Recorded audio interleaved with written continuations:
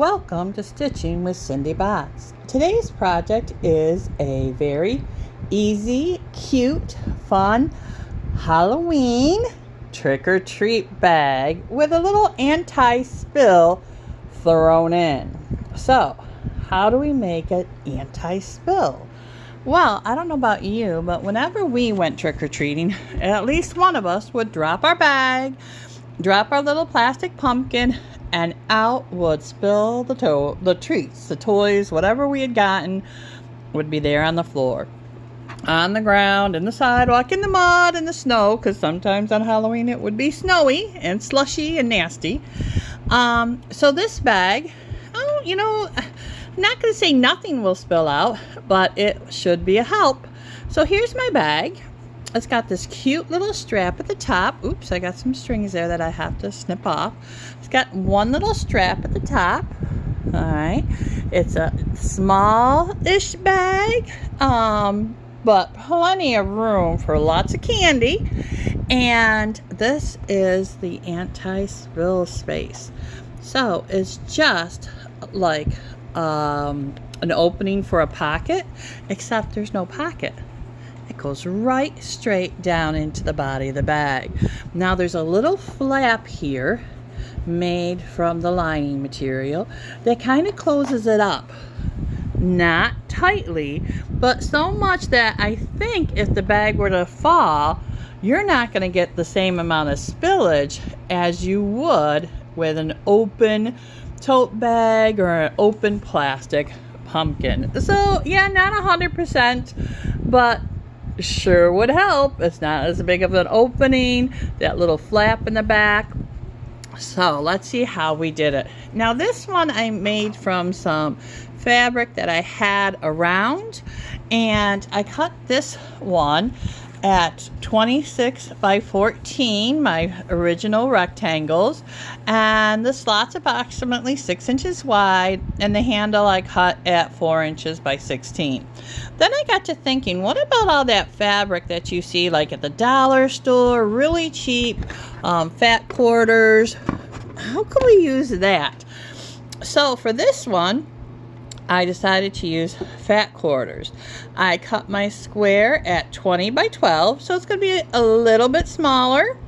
Make two and join them at the top even. You could even make two and have one be on this side, one opening on this side, join it across the top and have an opening on this side. That would be cool and different.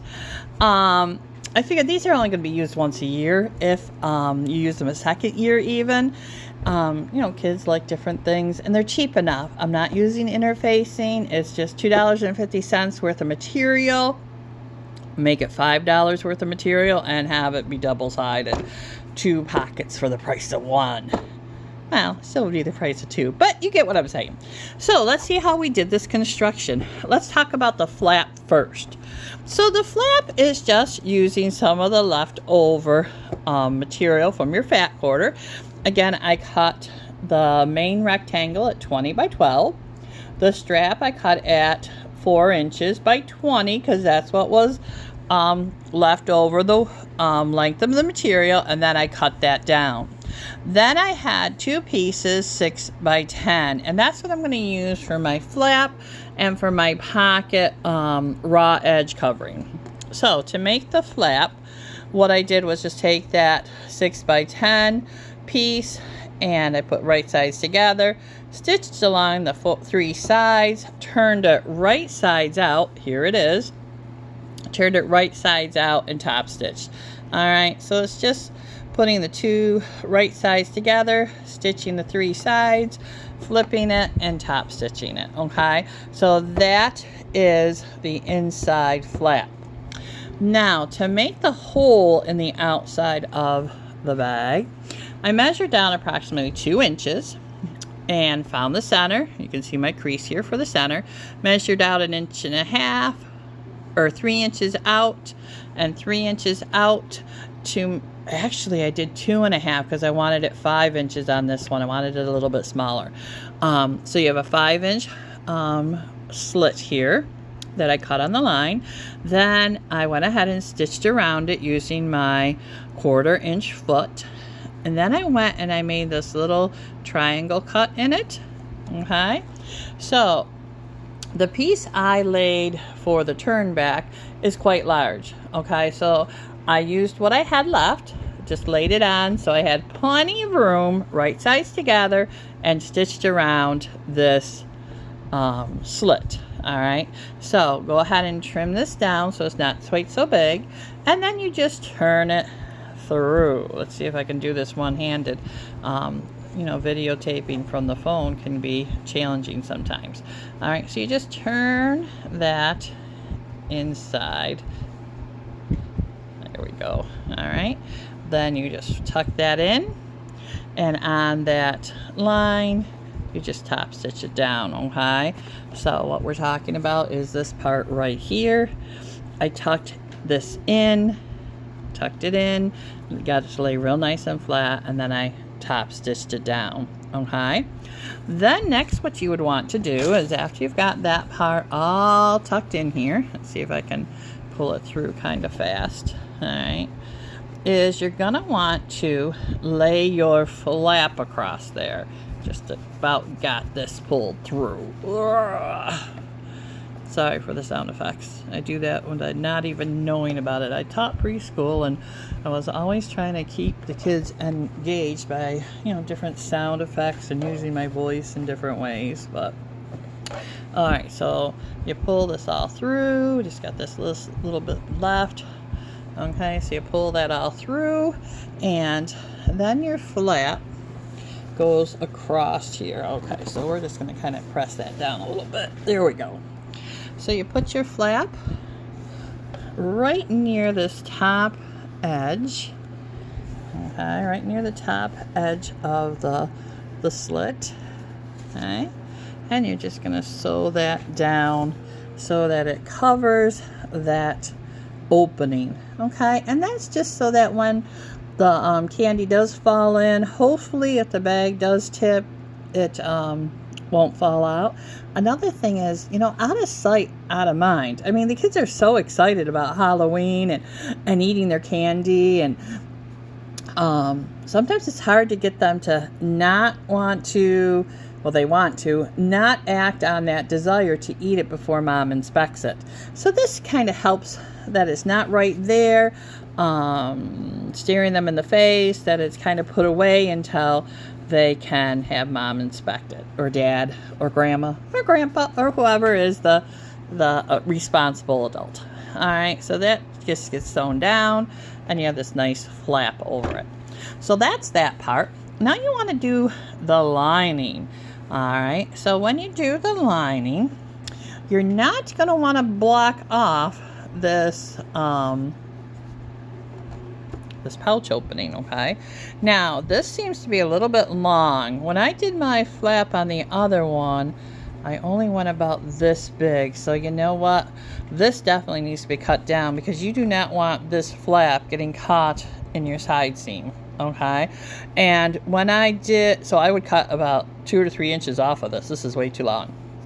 All right, I had this maybe 1 inch on one side of the slit and 1 inch on the other, and I did, when I sewed this top on, just sew the two sides too. Okay, so sew the two sides and sew across the top. Do not make it too long, or you're going to get caught in the seam. You know, I think sometimes it's good to show mistakes on the YouTubes so that you can see, you know, it's when you're making these patterns up, it's not always the first try that works. You know, give yourself a chance to be successful by trying it, you know, and you can always cut this off and make it smaller. It's not a big deal. Okay, so let's put that out of the way for our just so we can see what we're doing. All right, so when you go to do the lining, you're not going to want to sew that part shut. Okay, so what I did for my lining, well, it's kind of tricky. I just brought this part up to here, to the opening. Okay, and remember your flap's there, so you just want to stay down from wherever your flap is so you don't sew that closed. All right, and I sewed across here.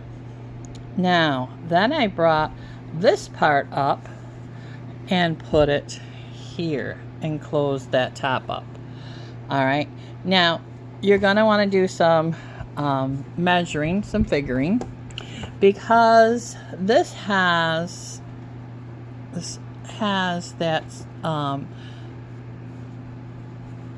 hang on a minute. Okay, so this is the outside of the bag right here. I folded that up to the top, so that's at the top. Now, as you can see, my lining's bigger because it's not covering that hole. All right, so you just want to get them so that they're equal. You know, make sure they're equal, and trim it down. Okay, just want to trim that down so that here, let's see if I can get that. There we go. There, now it's laid right. Okay, so you can see where the 2 inches or whatever it was, where that slit was for the lining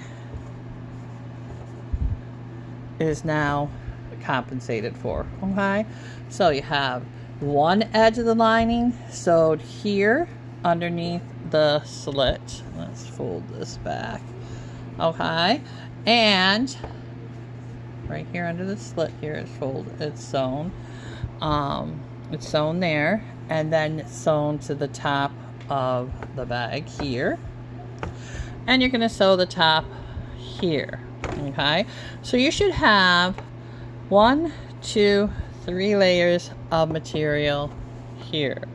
Okay, the top of both the outsides of the bag, the one top of the lining, and the other top of the lining, remember, is sewn just underneath that gap.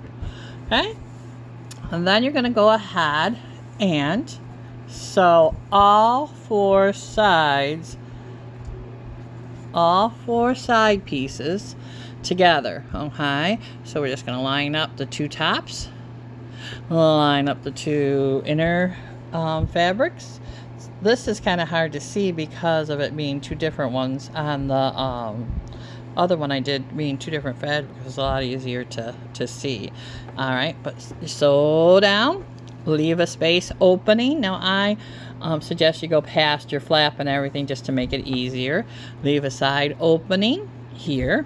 Okay, remember these will be lined up, and just sew all the way down.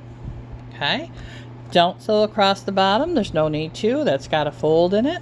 Then go around to the other side and do the same thing, sewing all 4 layers, all 4 pieces together. The 2 for the front of the bag and the 2 for the lining. This time you can sew the whole way down, you don't need to leave the opening. All right, and then you just use your opening to turn it right side out.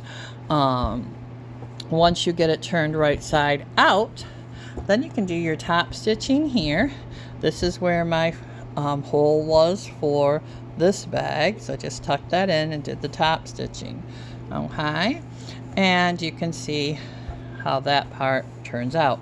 Okay, then your handle. Now your handle's made with that 4-inch piece. You fold it in halfway, press it, and then open it up, fold this side in halfway, that side in, press it again, and you have this nice inch strip. Okay, then on that strip you sew in a 1/4 inch and a 1/4 inch on this side. Then you want to lay your strap down. Now, as you can see in my strap, I wasn't very careful on how I laid it down. I kind of got a twist here. All right, so make sure when you lay it down, you lay it down, and make sure you don't have that twist, that it's going the correct way. Okay, so you sew down at a 1/4 inch, sew down a 1/4 inch. Now I did mine right on the edge of my hole because I wanted these straps pretty centered.